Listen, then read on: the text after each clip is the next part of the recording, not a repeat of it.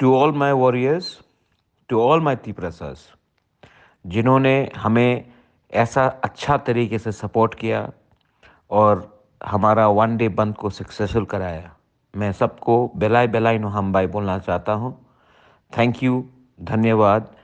आपने दिखाया कि पावर में हो या ना हो, तिपरासा के दिल में अधिकार और ग्रेटर तिपरलैंड के लिए आज भी सपोर्ट है।